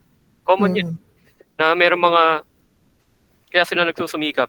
Kasi gusto nila makaangat, gusto nila yung kapangyarihan para sa sarili nilang nila, para maghari-harian sila sa buhay nila. Pero bilang mga Kristiyano, bilang mga tao ng Diyos, ang excellence natin, kaya natin ginagawa lahat ng yun, para una, may abante yung kaharian ng Diyos. Pangalawa, may pamuhay kung paano namuhay si Kristo. At pangatlo, para maging tapat sa mga utos ng Diyos sa atin. Kasi yun talaga yung main differentiator natin or main nagpapaiba sa atin sa mga taong yun. Yes, common grace yung excellence sa iba. Pero sa atin, ang godly excellence natin, under sa captivity ni Christ, under pa rin sa authority ng Diyos. Sila authority ng kung sino-sino lang. Kasi malamang, pagsabihan sila, magsumikap ka kasi maganda buhay. Maganda lang. Maganda lang yung analysis. Sa atin, may eschatological analysis pa tayo eh. Bukod sa inaangat natin yung estado ng buhay at lipunan para hindi sila magkasala, tinutulak natin sila papunta sa kalangitan, hindi sa impyerno. So yun yung masasabi ko, Pas, na kaiba ng ungodly excellence sa godly excellence. Of course, may similarities, marami. Pero may talagang driving factor kung bakit magkaiba yun. Salamat, bro. May question si Paul sa chat. Let me read. Sabi ni Paul, sapat na bang maging motivation sa pag-work yung sahod? Sige, bro John Paul. Let me answer that. Ang sa akin, pag-usapin ng intrinsic purpose tsaka motivation. Siyempre, pag-usapin ng purpose, kapag katrabaho yun, ginagawa mo ng marangal, walang inapang ng ibang tao, hindi siya kriminalidad, hindi siya financial crime or fraud, okay yun. Na ang purpose mo para makapag-work, para masunod yung commandment. Yung pangalawa naman, kung dapat ba maging part ng analysis natin na pag magtitake ka ng work is yung sahod, oo, kailangan part ng analysis natin yun. Kasi ang usapin ng work ay usapin ng business. At dito napapasok yung sinasabi ko lagi kayo. Yung wala lang kung kanino ko sinasabi. Yung business acumen. Kasi sino ba yung nagtatrabaho para lang masabi na siya yung nagtatrabaho lang. Ang point ng pagtatrabaho para may income ka, para may pa-provide ka na needs sa family, sa personal mo, para sa church, para sa lipunan. Yun yung ngayon point kung bakit may mga work na maganda, may mga work na pangit. Kasi yung sahod din, isang factor siya. Kasi kung yung sahod, yung value ng napoprovide na work natin, hindi nasasahuran ng tama, ang tawag na doon, exploitation. Kaya kung yung work naman natin, higit pa doon sa hinihingi sa atin, yung value ng work natin, nagagawa natin, ang tawag doon, excellence. Yun yung point na excellence eh. Kumbaga, nagtatrabaho ka diligently, para sinasabi mo sa mga employers, na ito ako, empleyado lang ako, pero yung sinasahod niyo sa akin, hihigatan ko. Para makita niyo yung business sense kung bakit need niyo ako. Di ba? Yun yung approach natin dun. Yun yung pagiging shrewd sa part ng shrewdness. Kasi kung hindi natin gagawin yun, kung hindi tayo magtatrabaho para makapakita sa atin sa mga employers natin na sulit tayo, na higit tayo sa pinapasahod nila, baka kung magiging issue dyan, syempre, practical na sense, pwede kang sibakin. Yun yung number one. Pangalawa naman, napaka-grumbling naman ng puso mo na yun, na ayaw mong maging ganun yung estado mo sa pagtatrabaho na gusto ko higitan yung pinapasahod sa akin kasi alam ko yung Diyos ko, higit magbigay sa akin ng grasya. Gusto ko ipahayag sa kanila yun. Sana ganun yung maging yearning natin sa shrewdness. O, totoo yun. Sapat na ba kung yung motivation lang natin sahod? Kung nandun tayo sa part ng life, hindi ko pwedeng pangunahan yung iba na dapat hindi maganda yun. Pero masasabi ko, higitan pa natin. Kaya tayo nag-work para lang, bukod sa provide natin yung needs ng family, pwede para maging mabuting witness din tayo. Kaya tayo nag-work diligently, nag-work tayo with excellence, kasi may iba pa tayong eschatological na hinahangan. May future hope tayo. So yun lang naman, Brother John Paul. Ayun, salamat bro sa answer mo kay John Paul. May binanggit ka dun bro na pwede i-consider yung sahod. Pero sa narinig ko na in-answer mo, ay dahil may commandments ka na kailangang tugunan, kaya mo kailangan yung sahod. May pagpo-provide ka para sa advancement ng kingdom. So hindi lang sa sahod itself, but saan siya pupunta or para saan siya. So, at yung mga nabanggit na iba pang eschatological na understandings. So, ayan, Arvin, may follow-up si Paul. Basahin ko. Sabi ni Paul, thank you, brother. Follow up. How do you understand the text? So, ito ang binanggit niya, Colossians 3:22-24. Basahin ko na rin, bro. Siguro, kasi regarding work siya, no? Kung paano mag-work yung mga bond servants.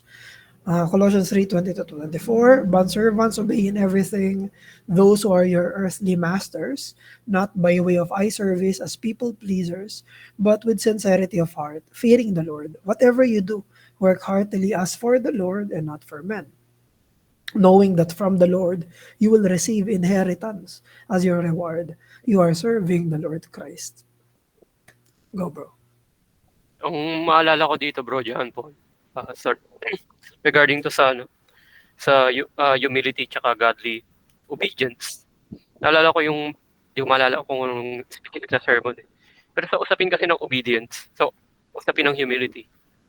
Kaya pinrovide dito ni Brother Paul sa Colossians. Kasi hindi ang kabaliktaran kasi nito. Titingnan natin yung kabaliktaran. Pwede niyo sabihin mag-alsa sila. Kasi yung mga masters nila, hindi naman mga Kristiyano. Mag-alsa sila. Kasi nilalapastangan sila, ina-abuse sila. Pero hindi, ang sabi niya, magkaroon sila ng godly obedience. Yan yung nakikita ko sa verse, sa parts na, sa passage ng scripture. Na ito yung part ng pag-witness natin. Na kahit bond servant ka lang, kapag ikaw ay nagtatrabaho ng hindi through eye service, kundi sa genuine na pagtingin sa Diyos, sa genuine na paglakad, sa genuine na paggawa ni Kristo, makikita ng mga earthly masters natin yun. Pagiging way yun ng gospel witnessing natin sa kanila. At maalala din natin na yung godly obedience na yan, nag-lead yan sa godly righteousness. Kung nagtatrabaho ka para sa ngalan ng Diyos, makakatulong to para kumilos ka ng mas tama, ng mas naaayon sa istasyon na pinagkaloob sa iyo ng Diyos. Kasi kasi sa panahon ng Roman period, yung context dito, ang slavery, ang pagkakaroon ng slaves, norm siya ng lipunan. Ngayon, abhor na natin kasi alam natin na napakamali nun. Pero dito, kahit sa ganong sistema, pinapakita pa rin ni Brother Paul kung paano tayo makakapamuhay with excellence, paano tayo makakapamuhay ng may katapatan sa kanya. Of course, I'm not saying na pinopromote ko sa kanila yung slavery, kundi ang pinopromote ko sa kanila yung godly obedience. Na whether you are a slave, whether you are an earthly master, actually saying na halos kami ni C.S. Lewis ng stand sa na wala talaga dapat may magkaari ng alipin Kasi walang tao na entitled na magkaroon ng alipin. Same kami ni C.S. Lewis dito So yun yung sinasabi ko, na maging obedient sila sa kahit anong istasyon na meron sila. Dahil yung panawagan sa atin ng Diyos, kumilos ayon sa pinagkaloob sa atin ng istasyon sa buhay. Of course, kung aangat, salamat sa Diyos. Kung hindi, salamat pa rin sa Diyos. Dahil yung siya pa rin nagpo-provide sa lahat ng ito Siya pa rin yung nag-give ng way para ma-serve natin siya through our work. So yun lang naman, Brother John Paul. Yan yung way ko na-understand yung text. Ayan, salamat bro. Follow-up. Ayan, okay. So, I think walang follow-up si Paul doon. Thank you, bro. Welcome, bro. Other question po para sa discussion period natin kasama si Brother Arvin.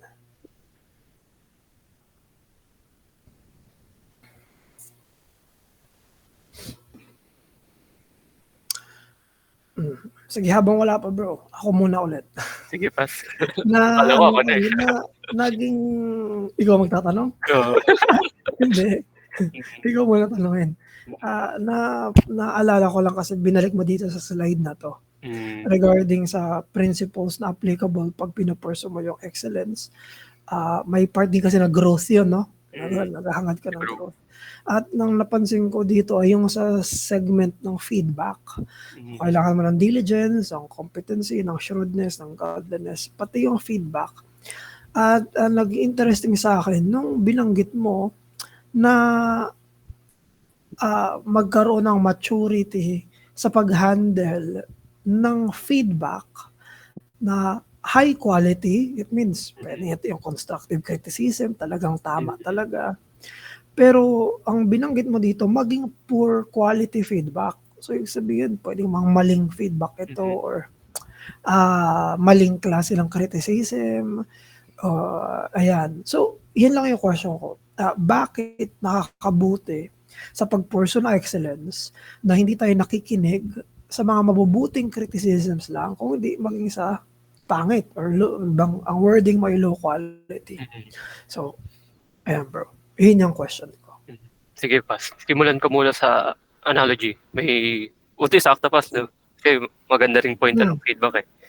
Nung una ko na-encounter tong konsepto ng feedback, meron akong misconception na dapat pagka may feedback ka, reject mo lahat na hindi positive sa'yo, kung hindi constructive, tapon mo.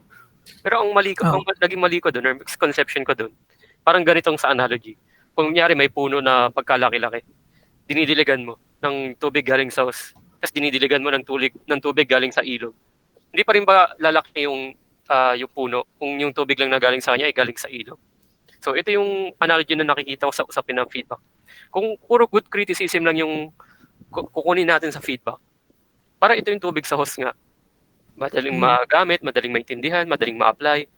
Pero kung yung tubig naman gagaling sa atin, galing sa ilog, matubing tubig, may heavy metals, may kakaibang mga chemical, pero magagamit pa rin sa growth. Not ideal, pero magagamit pa rin sa growth. Ito yung realidad sa atin bilang mga Kristiyano, bilang mga working professionals, hindi lahat ng feedback good criticism. Hindi tayo maka-pick and choose kung anong feedback yung ibibigay sa atin. Maaaring nagpo-provide ng feedback, hindi talaga marunong mag-provide ng feedback.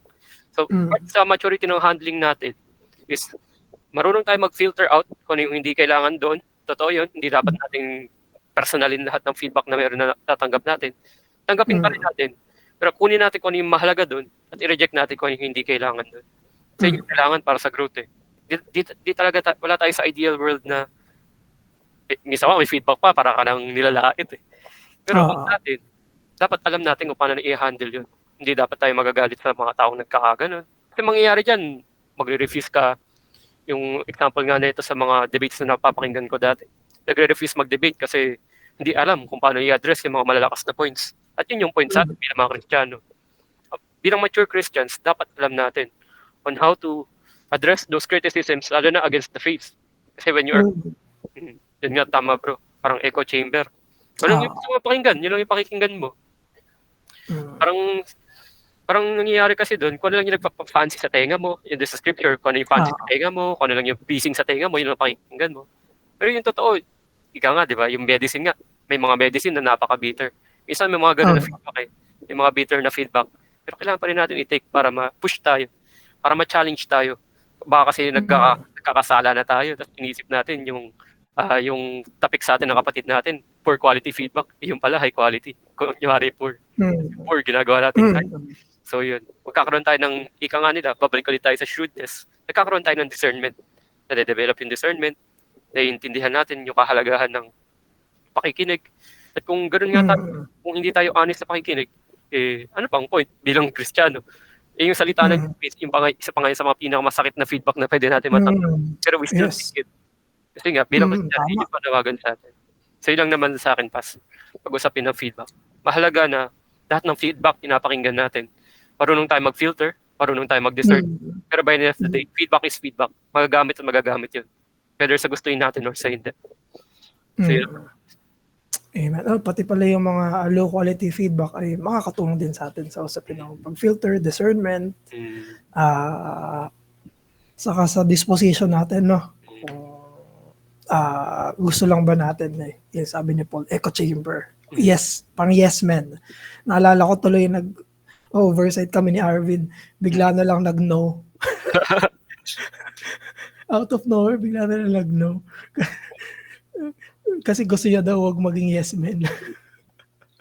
Nilaloko ko nito eh. Anyway, ayan. Balik ko na sa question ni Paul. May question si Paul dito sa comment section. So sabi ni Paul, new question, what is your comment sa mga new types of jobs? Katulad ng vlogging sa pagiging professional gamer. So, yan bro, ano yung comment mo doon sa mga ganong klase ng trabaho ngayon? Masasabi ko doon, bro John Paul, pag-usapin ng mga new world or modern jobs na dating wala, tulad ng vlogging, professional gaming. Generally, yung mga ganito, may kakategorize ko sila sa service-based na mga trabaho. Services pa rin. Parang BPO, pero hindi sila BPO. Pero services pa rin yan. Kasi entertainment yung nila eh.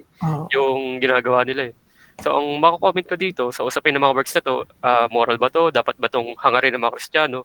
Kung yung Kristiyano, nakikitaan niya ng way para maging Christian vlogger siya, Christian professional gamer, pwede. Pero ang issue ko dito, maring siguro sa iba, baka mahirapan sila sa konsepto na to. Meron kasi mga trabaho talaga na mas mapupush ka maging makamundo, or mapupush ka na mas maging na mas magkasala lalo. Ano ba yung mga works na sinasabi ko? Ito yung mga, for example, profession pa rin yung pagtitinda ng drugs, pero alam natin, mali yun. Kriminalidad yun. Ito mga work na to, nasa gray area sila eh. Nagkakasala sila kung yung mga professional games na nilalaro mo, puro violence, puro about sa war. Pero talaga mga ganun eh. Of course, mahalaga pa rin na bilang mature Christians, hindi dapat tayo tumitingin lang sa ganun, bilang matibay yung konsensya natin pagdating sa mga bagay na yun. Pero kung pinopromote na ito yung, for example, meron kasi mga vlogs na pinopromote, magka-aksidente ka sa daan kasi motor vlogger, pero sila mismo hindi sumusunod sa tamang ginagawa sa daan. Same din to sa ibang mga works. Tulad ng pagiging, for example, sundalo. Or for example, ano pa ba maganda example? Ano ko isa rin maganda example ng parang mga ganitong mga may gray area is yung parang nag-aalaga ng mga hayop sa zoo or mga pet keeping. Kasi meron talaga nag-aalaga ng pets para for the sake na ma-preserve yung species nila kasi mga endangered na. Meron kukuha talaga ng license sa gobyerno. Tapos meron namang iba para sa para ma-exploit yung mga hayop na yun. So same din sa mga ganitong mga gray area ng mga jobs na to. Nagiging plainly speaking, mga immoral na mga works na to. Pero meron sila minsan may mga work talaga na mas prone ka na magkakasala ka. May mga work na hindi ka magiging prone sa pagkakasala. So yun lang yung masasabi ko dito, bro, John. Medyo complex na topic kasi ito pagka mga specific talaga na mga works.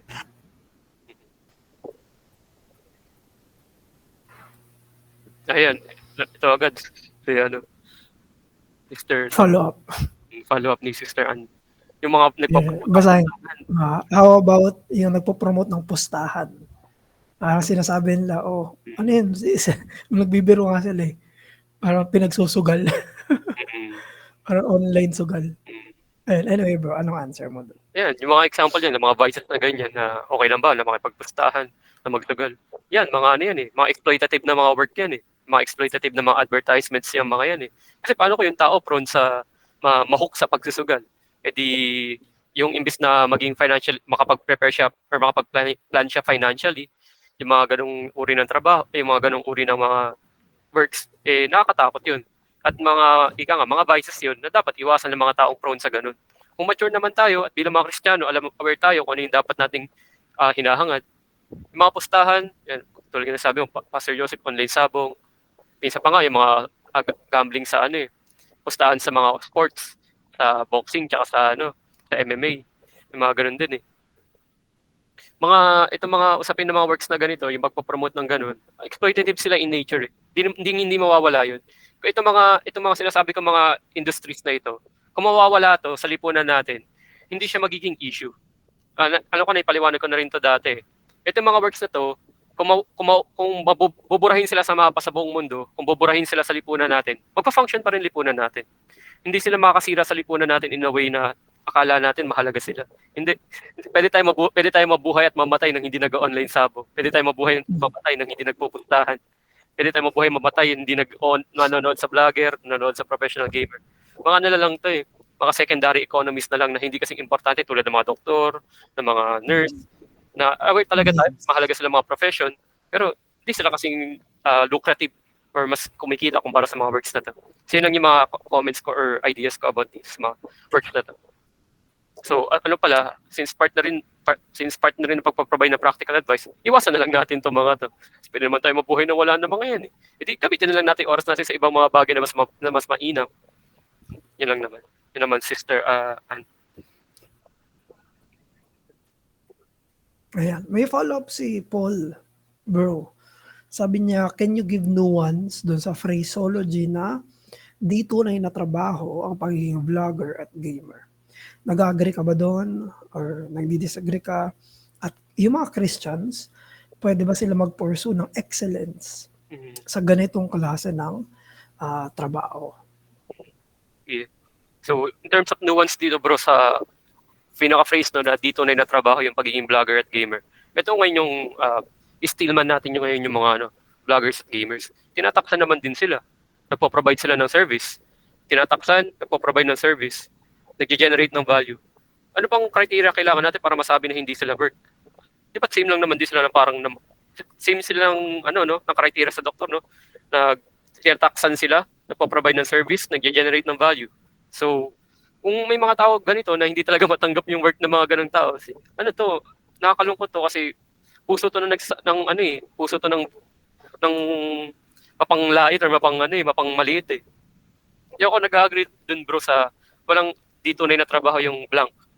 Kasi sino ba nagdidictate kung ano yung trabaho? Kung ang criteria natin natatax o provide ng service or product tapos nag-generate ng value.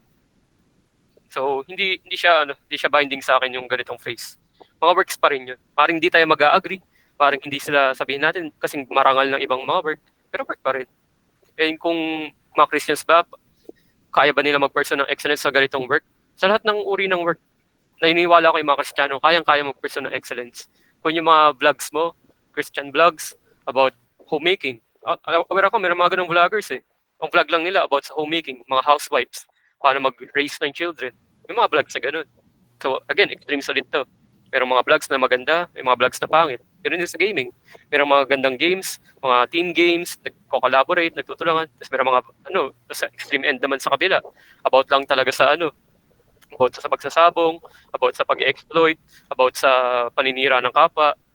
Kasi may mga ganung games eh, na nagmumurahan, nagkakapikunan. Yun yung mga iniiwasan natin. At bilang Christian, hindi dapat tayo nagpa-participate sa ganun. Hindi dapat tayo kung magiging Christian vlogger, Christian gamer, or Christian anything, dapat tayo kumukontra sa kultura. Hindi tayo nagpo-promote palalo ng mga ganun. So yun yung masasabi kong nuance dito bro sa phrase na yun at sa question din kung paano magpa-pursue yung mga Christian sa ganun.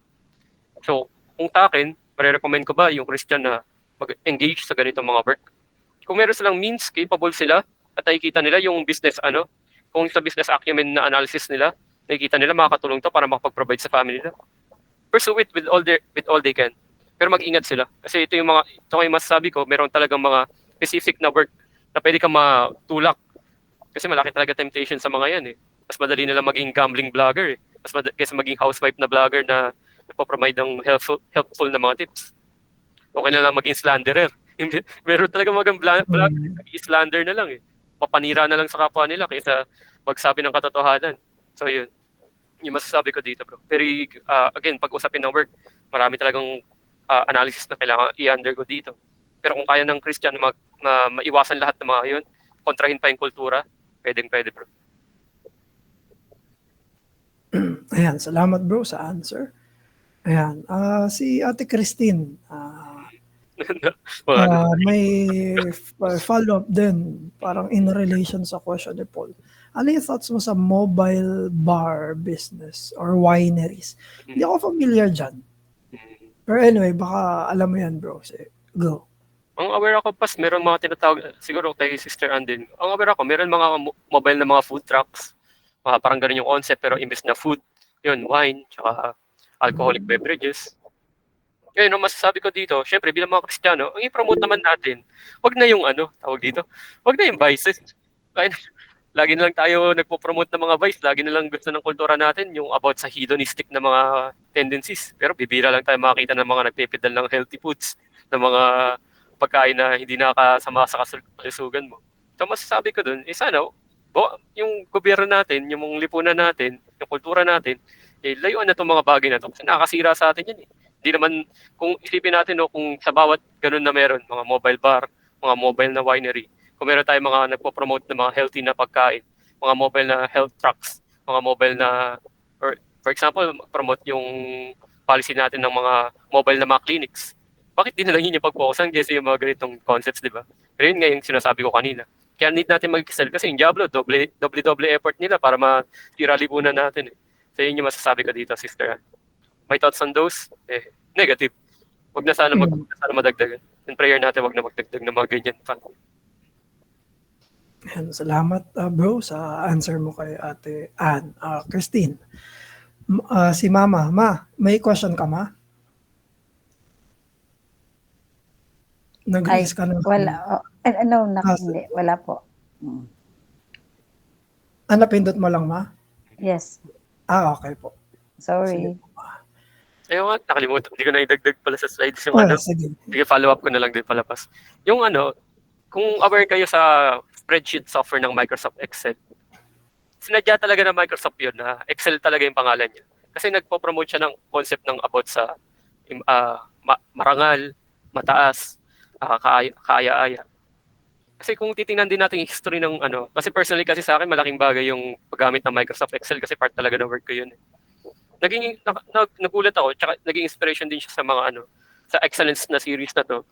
So imagine mo, yung software na yun, bumubuhay sa buong mundo. Legit na bumubuhay sa buong mundo yun. Kasi kung di dahil doon, halos lahat ng kumpanya walang idea kung paano magkakaroon ng dataset, kung paano ma-monitor yung mga transactions nila, kung paano makikita yung pera nila, kinikita nila. So, yung ganun na concept ng pag-excellence, siguro hindi ko na masyado na-emphasize yung physical impact nun. Pero may physical impact siya. Maring hindi ganun kasing laki ng Microsoft Excel at yung mga taong nag-develop nun. Pero hanggang ngayon, yung mga taong yun, yung nagsakripisyo para sa software na yun, hanggang ngayon, damang-dama pa rin natin yung naging efforts nila. And sana maging inspiration sa atin yung para mag-excel palalo.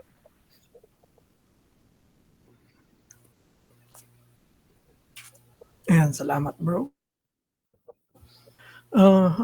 Sige po, questions or comments?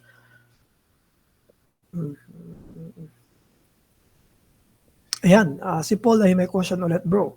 So let me read. Ang sabi ni Paul, pwede ba na maging unequally yoked sa trabaho natin? If yes, how can we avoid it? Ang ibig sabihin ng unequally yoked sa trabaho ay sobrang yun yung pinagkakaabalahan, parang kahati na yan sa faith. Ayun ba yung ibig sabihin nun? Yes, okay. Kung ganun daw, so workaholic, no? Workaholism. So paano daw natin ma-avoid yun? Pwede mong mangyari yun at paano natin ma-avoid yun? Go bro. Medyo nakakalungkot na question to, Brother John Paul, kasi sa akin din personally, nag-research din kasi ako ng mga iba-ibang mga trabaho, iba-iba nila mga sinasahod, kinikita, yung mga practices nila. Ang nakalungkot kasi dito bro, talamak talaga to. Hanggang ngayon pa rin, talamak pa rin. 21st century, 2023, marami na tayong mga labor laws, contractual laws. Pero makakabalita ka pa rin ng mga nagtatrabaho ng 12 hours na walang overtime pay. Minsan 14 hours, 16 hours, wala pa rin overtime pay. Minsan minimum wage pa, below minimum wage. Tapos undocumented. Tapos itong mga tao na to hindi willing na ipaglaban yung karapatan nila kasi walang pera, walang makain. Ang prayer ko sa mga ganitong bagay, sana tayo magsimula ng pagbabago na to. Kung sa personally, kung ikaw ay unequally yoked sa trabaho, ang recommendation ko talaga maghagilap ka na ng ibang trabaho eh. Kasi kung ang trabaho lang naman yan eh. Pero yung sense ng holistic health mo, yung magpapa-workaholic ka para lang magkaroon ng provision. Ako naniniwala ako sa Diyos at malakas yung kumpiyansa ko sa Diyos na kapag ka naghanap ka ng trabaho, lalong-lalo na hindi maka-apekto sa Lord's Day, bibigay ng Diyos yun eh. Naniniwala talaga ako doon. 100% talaga yung conviction ko doon. Kasi bukod sa personally na ipakita sa akin ng Diyos yun na meron talaga mga work na ganun. Kaya hindi mo need hindi mo need mag-sakripisyo ng kaluluwa mo para lang magkaroon ng provision. Pero mahirap. Totoo, mahirap. Pero ika nga nila, hindi naman dito yung future hope natin. Naway, sa mga prayers natin, sa mga pagsumikap natin, kung meron tayong ganun na unequal yoke na trabaho, we avoid it by living, by having the decision to, by having to have that wise decision, no? Shrewdness pa rin. Huwag ka lang basta tumakbo kasi hindi ka lang ka-trip na trabaho. Pero kung may systematic issues sa loob ng mismong trabaho, na nabe-break yung violence mo, nabe-break yung conscience mo, yung ethics mo, mahalaga maghanap ng iba kasi marami na hindi naman ganun. Maraming mga hindi mapang-abuso na ganun. Marami tayong pwede pa masabi mga kritik.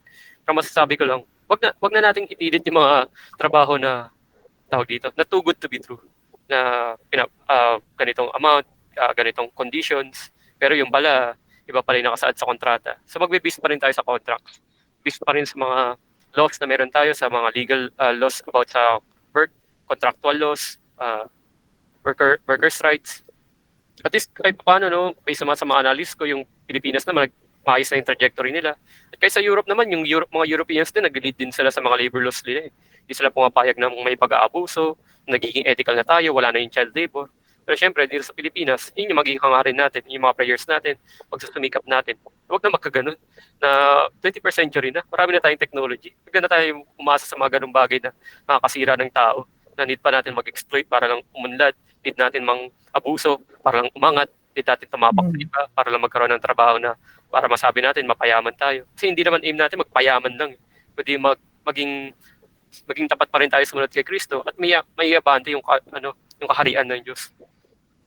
Pero ano talaga, bro, medyo mabigat na tanong sa akin to, bro John Paul. Pero talagang na-research ko itong mga bagay na to.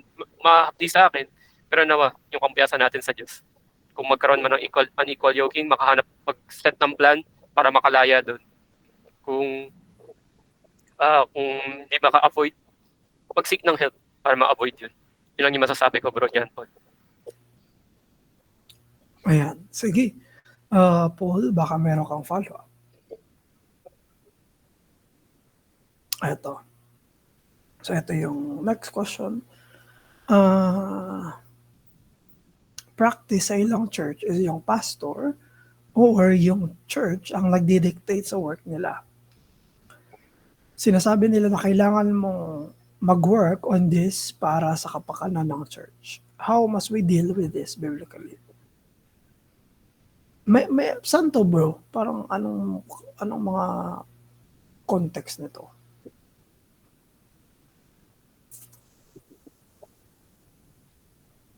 Or anyway, sige, kahit sagutin mo na mamaya. Bro, Arvin, baka may answer lang dito. Hindi ko lang alam kasi yung context.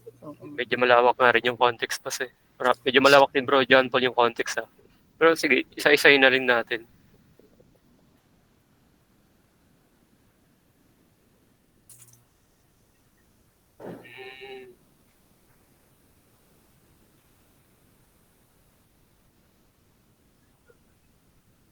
May company yung pastor, ganun, tapos pinagkatrabaho sila.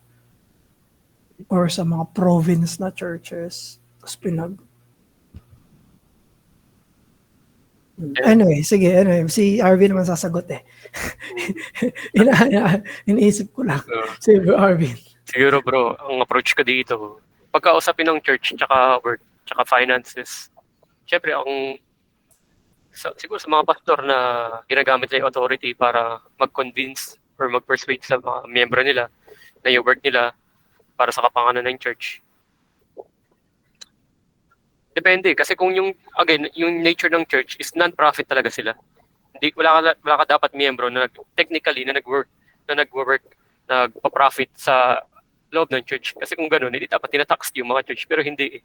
Kasi ang prinsipyo natin dito, hindi para sa makamundong advancement, kundi sa maka-Diyos na advancement. Yung kung yung mga pastor, sinasabi nila, kailangan mong mag-work on this para sa kapakanan ng church.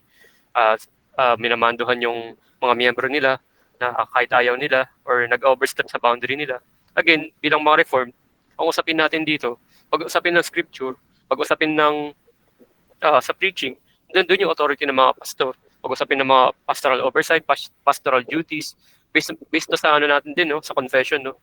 Hindi tayo dapat inuutusan ng church, ng kapastoran na magkasala laban sa kanila, na magkasala laban sa Diyos. Yung tipong may work ka, tapos ipipilit ka, sabihin natin, hindi Lord's Day ipipilit ka sa ibang araw para sa prayer meeting o para maglinis ng church. Syempre, kailangan mapag-usapan nyo na maayos. Kasi baka may overstepping na ng boundaries doon.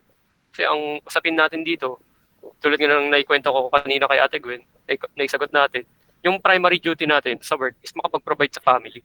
Kung yung church, sasagasaan yun, yung church yung nagkakasala. Hindi pala yung church, yung pastor nagkakasala kasi pinipilit ka magkasala eh. So yung discernment, sana, kung meron tayong mga kapatid na nasa ganitong sitwasyon, may padala natin sa kanila na may boundaries na sineset tayo na kapag hindi na to ayon sa kalooban ng Diyos, na hindi na clear sa scripture na hindi tapat sa salita ng inuutos ng Diyos, mahalaga na may paliwanag sa pastor in a gentle manner pa rin, na na-overstep na yung boundary, na need pag-usapan yun, na hindi tama na yun, at need ma-communicate ng ayos.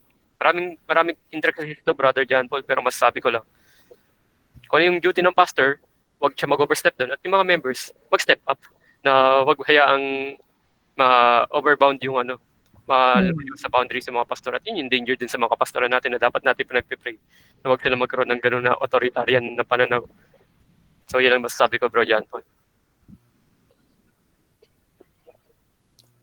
Ayan. Follow up dun, Bro Paul, or mga... okay. Sige. Ayan. Other comments or questions para sa topic natin on excellence?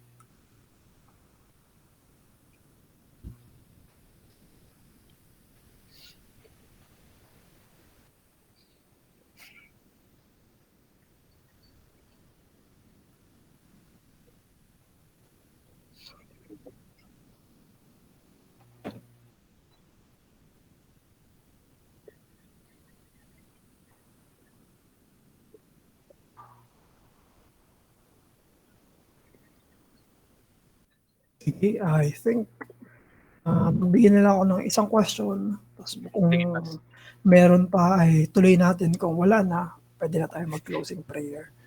Sige, ang isang question ko ay ano yung mga kasalanan na nagkikip sa atin from godly excellence? So ito yung mga dapat nating ma-repent at kailangan din nating ma-mortify. So ano yung mga one or two na mga naiisip mong kasalanan na pumipigil sa atin para hindi natin ma-pursue itong godly excellence? Naku pa, tinanong mo, what sin? Marami to. Ano lang, nasa iyo naman yun eh.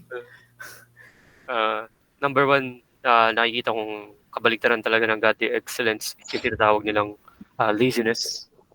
Number one yun. Yung pangalawa naman, yung nakakatakot din na sin that keeps us from godly excellence is feebleness or timidity. Yung dalawang nakikita ko talagang nakakatakot na sins. Siyempre, marami pang ibang sins tulad ng pride, pwede rin lack of humility, pride, lack of humility, pwede rin yung maraming sins, medyo mahirap na i-expound. Pero usapin kasi ng laziness, siguro, meron tong legit akong nabasang negative feedback about sa Christianismo. Si Karl Marx mismo nag-promote na ito eh. Siya yung nagsabi na, religion is the opiate of the masses. Kasi na-observe niya, yung critic niya, kaya siya nakapunta sa ganung conclusion. Kasi yung mga Kristiyano, alam nila, pupunta na silang langit. Wala na silang pakialam sa lipunan nila. Mabubuhay lang sila to eat, sleep, drink, and be merry. For tomorrow they die. Sa Kristiyano pa lang gagaling yun. So natatakot, nagulat si Karl Marx, ano to? Pala ko pa religion para sa mga ideals na yun. So ito yung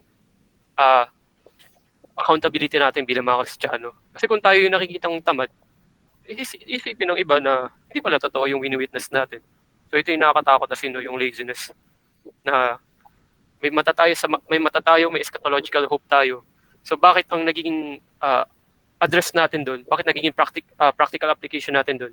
Huwag gawin yung mga bagay para may angat yung lipunan sa kalangitan. Para may itulak yung lipunan palayo sa impyerno. So yun yung number one. Yun yung sa timidity or yung sa feebleness, yun yung siguro issue to ng faith, ng pagiging faithful natin. Kasi kung si Kristo, yung birth niya sa cross, napakahirap pero tinuloy niya. At siya yung mismong gumawa nun.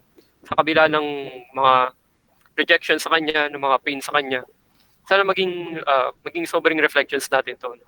Na hindi tayo binigyan ng feebleness, hindi dapat tayo maging mahina pag sa usapin ng pananampalataya, sa usapin ng sa mga bagay tungkol sa Diyos. Dahil kung magiging mahina tayo dito, paano natin makikita yung kalakasan ng Diyos sa buhay natin? Di mahirap kasi yun. Mahirap in a way na mag-excel ka in godliness, mag-excel ka sa lahat ng bagay na pinag-usapan natin. Kung yung Diyos mismo, kinokontra natin. Yung ngayon naalala ko rin sa sinabi ni Pastor Angel na we are bruising the Holy Spirit. We are kumbaga hina-hurt natin yung Holy Spirit sa pagkontra sa kanya sa mga mabubuti niyang utos. So yun yung masasabi kong mga sins na pwede maka-impact sa atin pa. Siguro isama ko na rin sa pride. Kasi kung magkaroon ka ng interpretation na kaya mo ginagawa yan kasi kaya ka nag-excel kasi magaling ka, yung pala pride na yun. Kasi ika nga na ipaliwanag natin kanina, kung hindi dahil sa kabutihan ng Diyos, baka pasmado tayo sa mga ginagawa natin. Hindi tayo nakapag-excel. Again, grace lahat ng ito.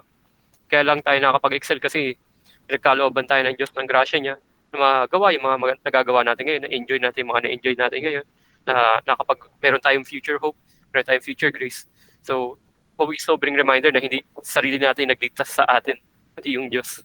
So yun, yung masasabi ko about sa mga sins and yung kung paano natin ma-address. Ayan, maraming salamat bro sa whole discussion, sa mga talakayan.